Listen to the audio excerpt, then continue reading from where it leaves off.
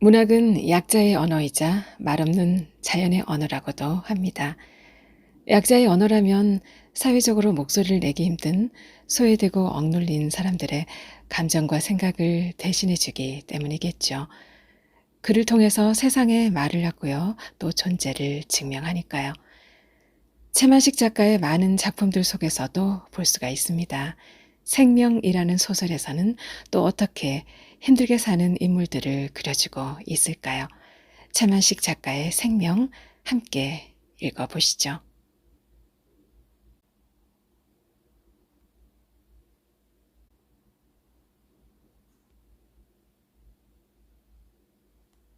생명, 채만식.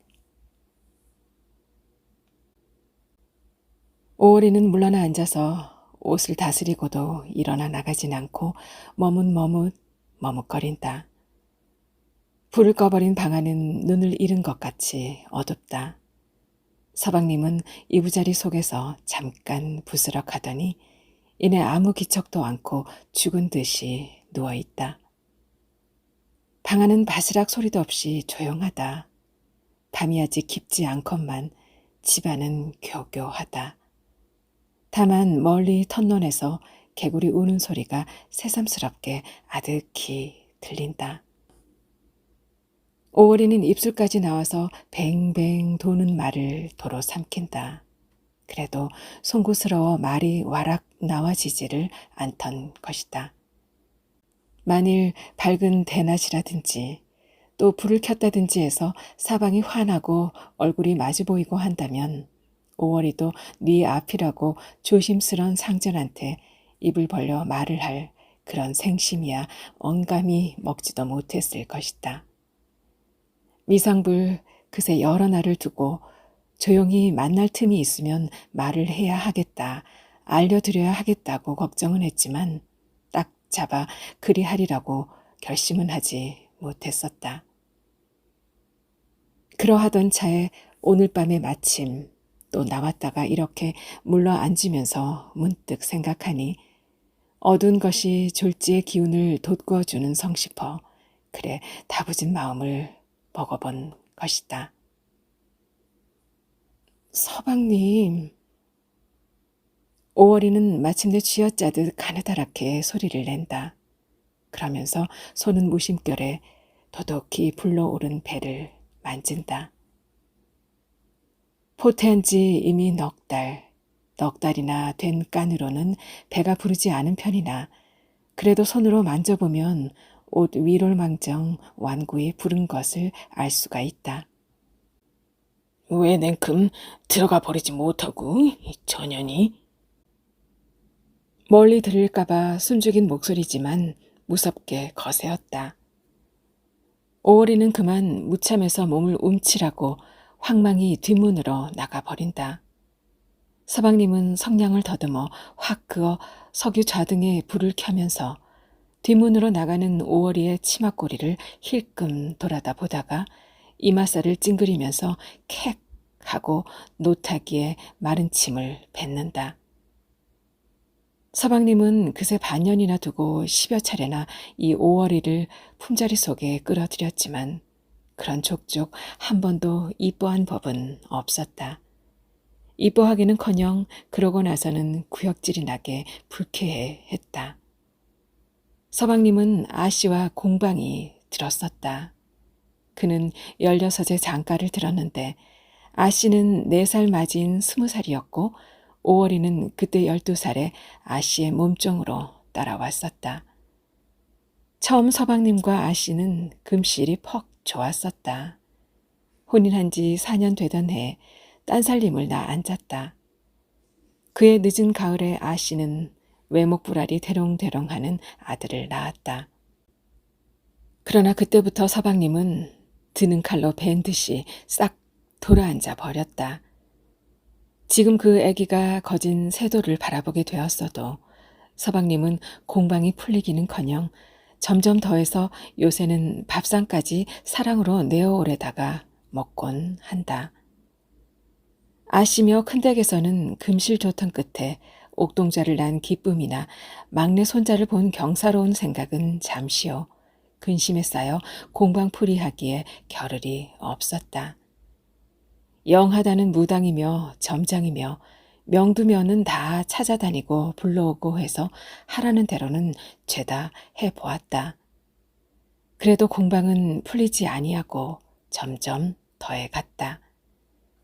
서방님은 아씨가 아기를 뵌 때부터 보기 싫은 생각이 나기 시작했었다. 더구나 만삭이 되어 북통같이 큰 배를 보고는 몸서리를 쳤다. 아씨는 얼굴도 밉게는 생겼었다. 말처럼 기다란 얼굴이 바탕은 푸르족족한 게 표독스럽고 입술은 상스럽게 두꺼웠다. 이러한 얼굴이 임신을 해서 만삭이 되자 마구 뒤틀리고 부숭부숭한 게 보기에도 차마 숭했다. 서방님도 그때 어찌하다가 아씨와 마주치면 얼굴을 돌렸다. 그 뒤 해산을 하고 나서 배는 없어졌어도 머리가 쏙 빠져 가뜩이나 산후에 취한 얼굴은 더욱 꼴숭없게 해놓았다. 1년이 지나고 이태가 지나 아씨의 본 얼굴은 회복되었어도 서방님의 돌아앉은 마음은 되돌아앉지 않았다. 본 얼굴이라는 것이 원히 별 수 없는 그 얼굴이지만 서방님은 나이 이제는 21살이다.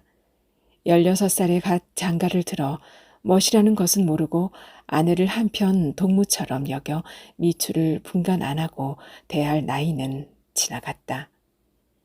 그러니 공방풀이를 한다고 아무리 무당이며 경장이를 시켜 귀신으로 하여금 그 마음을 돌리게 하잔들 될 리가 없었던 것이다. 서방님은 팔팔하게 젊다. 그런데다가 어려서 이성을 알았다. 또 부모의 덕택으로 용과 삼을 많이 먹었다. 정력이 전신에 차고 넘쳤다. 그러나 아직 외입을 하러 나갈 담보는 생기지 않았다. 돈도 어느 만큼까지는 마음대로 쓸 수가 있고 보통 학교를 2, 3년이나마 다니느라고 머리도 깎이는 했고 또 마을에서 매일 다니는 자동차로 50리만 나가면 기생이며 무어며가 있는 대처가 있다. 그렇게 멀리 나가지 않아도 마을의 술장소 옆편네가 시글시글하다. 그러나 자라기를 단순히 자랐기 때문에 그는 이 다음에는 몰라도 아직은 그런 곳으로 발을 두를 담보가 없다. 더러 그리 해볼까 생각해 본 적도 있었으나 겁이 나고 무서워서 주저앉아 버리곤 했다. 그래서 5월이가 애꿎이 그 밥이 된 것이다. 작년 겨울이었었다. 서방님이 사랑치에서 기침을 콜록콜록 하는 것을 아씨는 행여 자기의 정성을 알아줄까 하고 알심을 부리느라고 부랴부랴 식혜를 다려서 일부러 이슥한 뒤에 5월이를 시켜 사랑으로 내어보냈다. 서방님은 깊어가는 겨울밤에 잠을 잃어버리고 이리 뒤척 저리 뒤척 하던 판이다. 그는 들어오는 5월이를 힐끔 보았다. 그는 아씨만 못지않게 추물러 생긴 5월이를 그새까지는 한 번도 눈 거듭 떠본 적이 없었다. 그러니까 사람이 들어오는 인기척에 그렇게 힐끔 한번 보았으면 그만이었을 텐데 다시 한번 샅샅이 바라보던 것이다. 5월이가 식혜 그릇을 들고 바싹 옆으로 와서 놓는 것을 서방님은 손목을 잡아 끌었다. 5월이는 처음은 놀랐고 다음은 바르르 떨었다. 그러나 터럭 하나만한 힘으로도 한 거는 안 했다. 서방님은 석유 좌등의 불을 입으로 훅 불어 껐다. 5월이는 영문 모를 순간을 겪었다. 서방님은 5월이를 내보내고 나서 아직도 퀴퀴하고 짭짤한 냄새가 이부자리에 밴 것이 비위가 역해 연신 침을 뱉었다. 그 뒤로도 영 아신 때면 5월이가 사랑방에 나온 틈에 잡아 끌었다. 도무지 말 한마디 하는 법 없었다. 그리고 2번, 3번 거듭해 갈수록 그는 불쾌한 생각에 다시는 그리하지 않으려니 하고 퇴퇴 침을 뱉으면서 마음을 도사려 먹었다. 그러나 그새 반년이나 두고 10여 차례나 그 짓을 해왔다. 오월이는 처음에는 놀랐으나 차차 길이 들기 시작하면서는 도리어 속이 느긋해졌다. 그는 해맑고 선비다운 서방님을 나주러나 불 안 껐을 때 넌지시 보노라면 솔깃하게 정다웠다. 그는 그렇게 정다운 생각이 들기 시작하면서는 서방님이 처음부터 이내 말 한마디 안 해주고 냉랭한 것이 섭섭했다. 그러다가 마침내 포태한 줄을 알고 그는 우선 아씨가 알까 봐서 겁이 났다. 그러나 일변 또 자랑스럽기도 하고 기쁘기도 했다. 그래서 오늘 밤에는 그 말을 하려고 가까스로 입을 벌렸다가 그만 냉갈령을 맞고 쫓겨나온 것이다. 아씨는 처음 2달 동안은 까마득하게 모르고 있었다. 5월이가 저녁상을 내가든지 또 밤에 심부름을 나가서 오래 있다가 들어오는 때 무심코 물어보면 다리를 쳤다고 혹은 자리를 보았다고 그 밖에 그럴듯이 핑계대는 것을 그대로 고지들어 왔었다. 그러다가 요 1달지간 5월의 몸이 이상해진 것을 보고 자기의 포태해본 경험으로 어렴풋이 기술을 채게 되었다. 그래서 그 뒤로는 각별히 5월의 태도를 여살펴 보았다. 보니 미상불 수상한 것만 드러났다. 아씨는 마침내 오늘 저녁에 약을 다려 짜가지고 사랑으로 나가는 5월이의 뒤를 밟아 중문 뒤에서 엿을 들었다. 5월이가 사랑방 뒷문으로 들어가자 방에서 불이 꺼질 때 아씨는 가슴이 덜컥 내려 앉았다. 그래도 그새까지는 의심은 하면서도 그게 아니었으면 하는 희망을 가졌었는데 급기야 의심이 정말이 되고 마는 순간 그는 부르르 치가 떨렸다. 그는 와락 사랑방 뒷문 쪽으로 몸이 쏠려나가지는 것을 겨우겨우 억눌렀다. 아내는 남편이 어떠한 일을 하든지 그와 마주서서 더욱이 사랑에 뛰어나가서 야료를 하지 못하는 것이라고 배우기도 했거니와 그는 남편이 그럴수록 거슬려서는 이롭지 못하다는 침착한 타산을 할 수 있는 여인이었었다. 그는 차마 견디기 어려운 것을 일부러 견디면서 기다렸다. 이윽고 문이 다시 환해지면서 이어 열리는 문으로 5월이가 나오는 것이 보였다. 이때 어둠 속에서 5월이를 노리는 아씨의 얼굴을 보는 사람이 있었다면 장정이라도 기색이 되었을 것이다. 아씨는 5월이를 지나쳐 놓고 훨씬 있다가 안방으로 들어갔다. 그는 이러한 경우에 몸종을 어떻게 다스린다는 것은 시집 오기 전 친정에서 그의 어머니가 또는 오랍이 되게 하는 것을 여러 번 보았기 때문에 잘 알고 있다. 그는 성냥과 손칼을 참겨가지고 집 후원으로 가서 무각나무 가지를 여남개나 골라 끊었다. 침척으로 잡한 기럭지만큼씩한 무각나무 가지는 본시 회초리로 많이 쓰이기도 하지만 마침 물이 올라 회창회창한 게 감칠맛이 있다.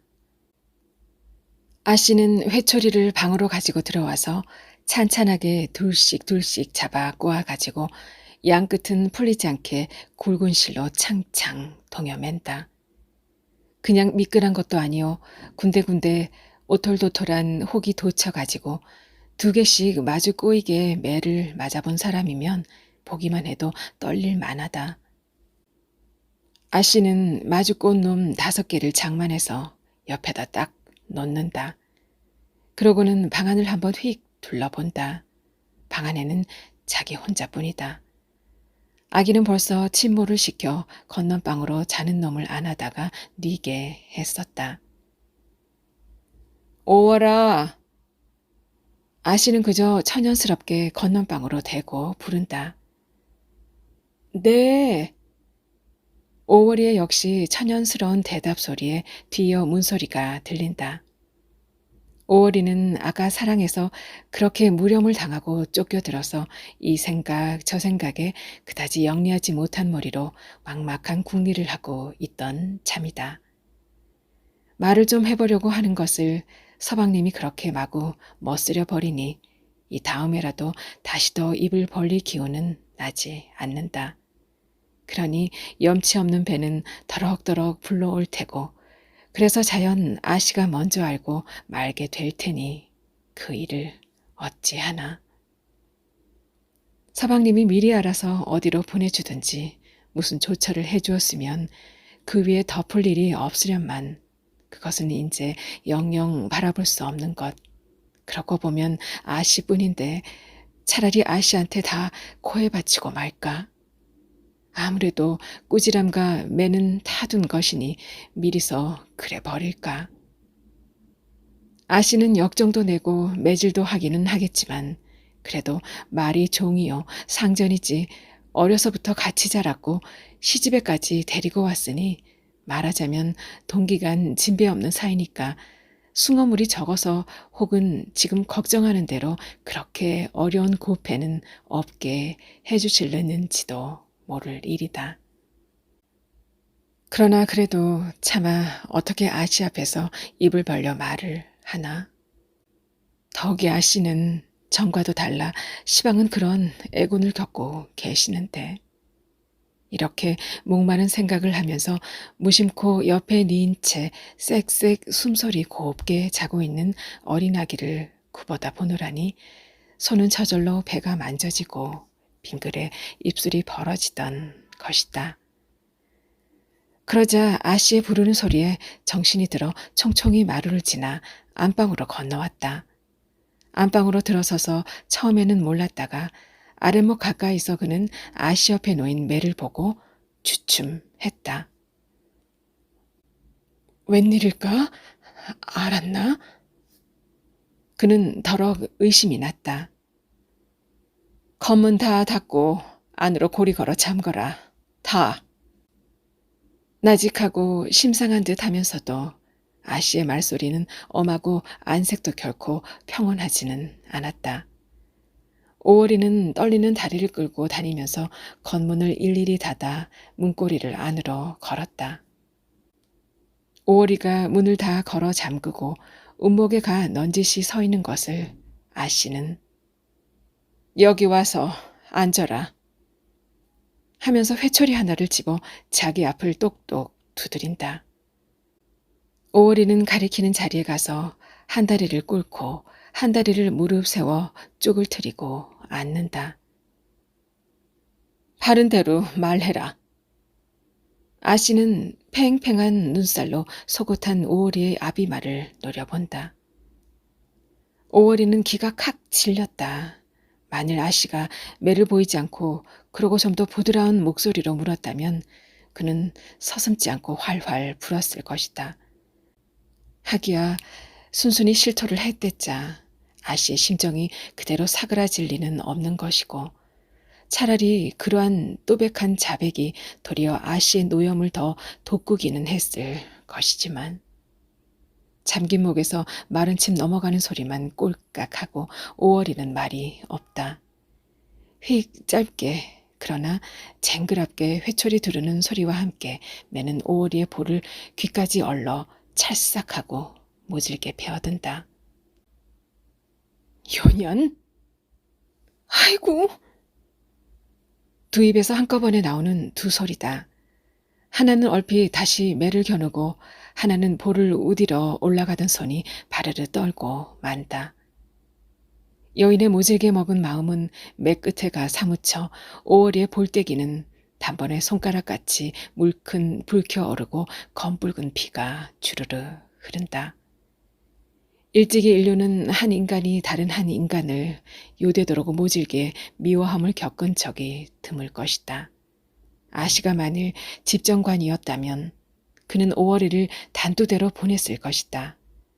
그러나 휘강이는 직업적으로 오월이의 목을 자를 뿐일 것이요.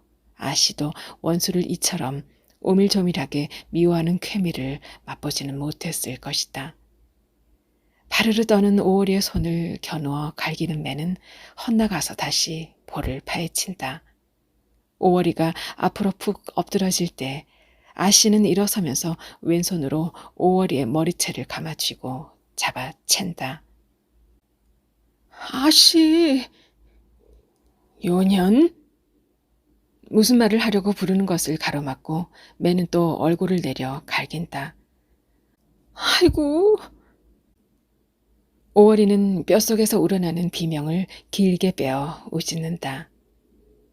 아씨, 살려주세요. 이 소리가 어디서? 매는 사뭇 쏟아진다. 아씨, 아씨, 다 살아요, 다 살아요. 인제? 요년?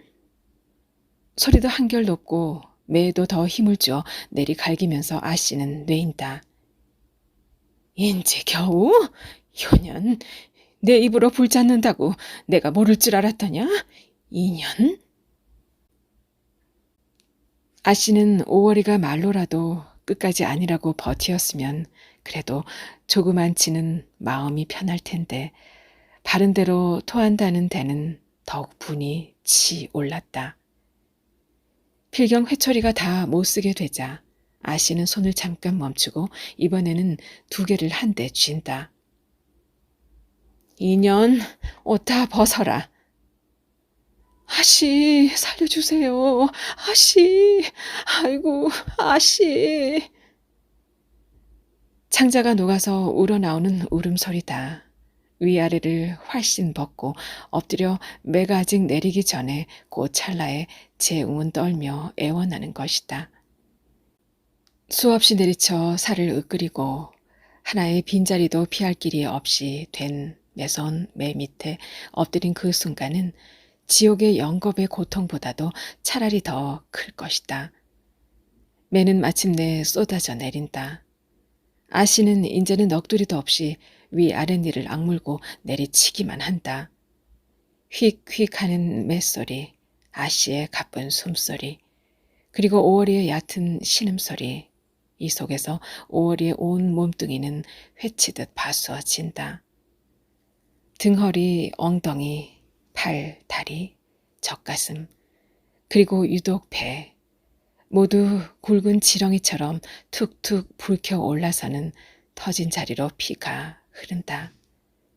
맞는 오월이도 정신이 없거니와 때리는 아씨도 정신이 없이 때린다. 그는 더욱이나 발가벗은 오월이의 몸뚱이에서 그 위에 덮친 남편의 몸뚱이의 환영을 보면서 도끼찬 힘을 주어 때린다. 무각나무 매가 다 피고 부러지자 두껍지 위에 얹힌 화류 침척을 내려 들고 때린다. 화류 침척이 웬만해서 부러지자 아씨는 달려들어 꼬집고 머리채를 잡아 내박 찌른다. 마침내 오월이는 개거품을 뿜고 기절이 되어 펼쳐졌다. 알몸뚱이는 그들먹하게 방 가운데 내던져진 채 꿈틀하지도 않는다. 오월이의 뱃속에 자리 잡고 앉은 미미한 한 개의 생명은 어미의 두드룩한 살로다가 무서운 매를 방패 삼아 모락모락 자랐다. 아씨는 결코 오월이를 남편에게서 빼앗아 어디로 치우려 하지 않고서 그대로 두어두고는 질투와 분노를 매질로써 오월이의 살더미에다가 풀곤 했다. 서방님은 아씨가 아무리 매질을 해도 도무지 모른 체하고 참견을 하지 않았다. 그 뒤에도 3번이나 오월이를 품자리에 끌어들였지만 여전히 어둠 속에서 말이 없이 자기 할 일만 하고 말곤 했다.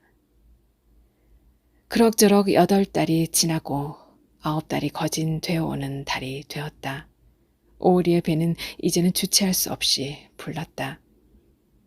그는 아씨의 무서운 매와 구박을 받으면서 아씨가 그러면 그럴수록 깊이 깊이 뱃속의 생명에 커다란 애착을 느꼈다.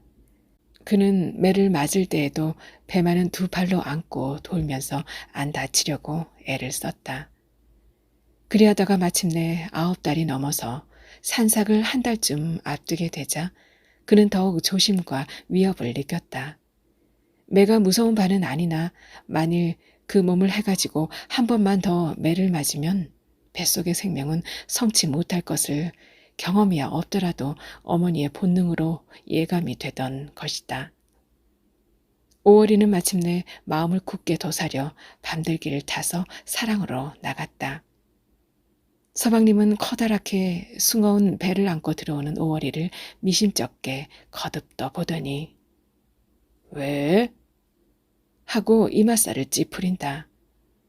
오월이는 지금 새삼스럽게 받는 냉대는 아니지만 오늘 밤이야 말고 그것이 뼈에 사무치게 곱깝고 안타까워 그 자리에 푹 엎드려서 가추가추 울며 넋두리라도 하고 싶은 것을 끄 참았다.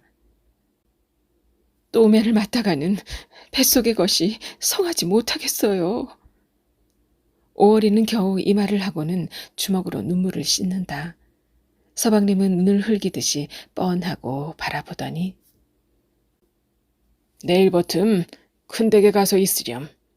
내가 노만하님께 여쭈어 테니. 하고는 할 말 다 했다는 듯이 획 돌아누워 버린다. 오월이는 그것만도 다행해서 물러나왔다. 안중문에는 아씨가 엿을 듣고 있다가 그대로 말없이 오월이의 머리채를 끌고 안방으로 들어갔다. 인연? 무엇이 어째? 아씨는 단지 이 말 한마디만 하고 두껍집에서 새로 개비한 침척을 꺼내 내려 매질을 시작한다. 딱딱 소리가 너무 요란하니까 아씨는 침척을 내던지고 달려들어서 물고 꼬집어 뜯고 무릎으로 제기고 한다. 오월이는 배를 부둥키고 굽을 트이고 앉아서 한참 맞는데 갑자기 진통이 일어났다. 그는 무심결에 아이고 배야 소리를 질렀다. 그는 맨 처음 번 말고는 이내 맞으면서 아프다고 소리를 내거나 잘못했다고 빌거나 하지 않았다. 그저 혀를 깨물면서 소리 없이 맞는 걸로 형용 없는 안갚음을 해왔었다. 아씨에게 대한 존경 대신 그만큼 그는 저기를 품었던 것이다. 오늘도 그렇게 소리 없이 맞고 있었다. 그러다가 배가 아프자 그는 놀란결에 소리를 지르고 만 것이다. 아씨는 오월이가 숭을 쓰는 줄 알고서 그대로 물고 뜯고 하다가 필경 기절에 넘어져 입으로 개거품이 피어나는 것을 보고서야 손을 멈춘다. 한참 만에 깨어난 오월이는 몸을 뒤틀고 신음소리를 지르면서 쩔쩔매기 시작한다. 아씨는 비로소 그것이 무엇인 줄을 알고 얼결에 건넌방에 침모를 불러댄다. 그 판이 어느 판일 것을 가릴 줄도 모르는 뱃속의 새 생명은 때 아닌 격동에 흔들려 부득부득 머리를 들이밀고 나오기 시작하던 것이다. 응애. 이것은 천마디 만마디의 말이 머금겨 있는 선언이여 주장이다. 웅장하기로 치면 하늘이 찢어질 듯한 우레소리보다도 더할 것이고 마지막 힘을 다 들이고는 정신을 놓았던 오월이는 애기 울음소리에 빠듯이 눈을 뜬다. 아들이다. 친모는 처음 이 방에 들어와서 본 놀라운 광경에 정신이 따로 혼란하면서 그래도 손을 제게 놀려 삼을 가르고 하다가 급한 대로 오월이의 치마에 방금 받은 아기를 안아 가까이 대어준다.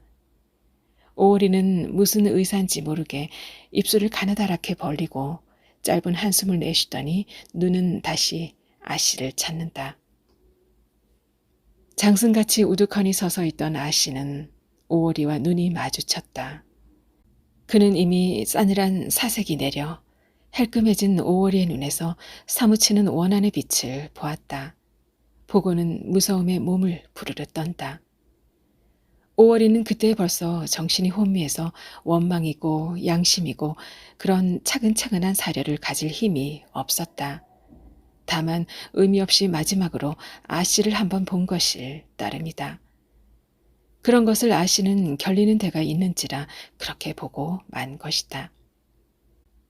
더구나 오월이가 그렇게 아씨에게로 돌린 눈을 감지 못하고 그대로 힐끔하게 뜬 채 목구멍에서 고르르 소리가 나면서 숨이 짧고 지자 아씨는 푸른 얼굴이 더욱 푸르러 가지고 사지를 와들와들 떤다. 그때 마침 아이가 다시 응애하고 우는 소리에 아씨는 정신없이 달려들어 덤쑥 안아 올렸다.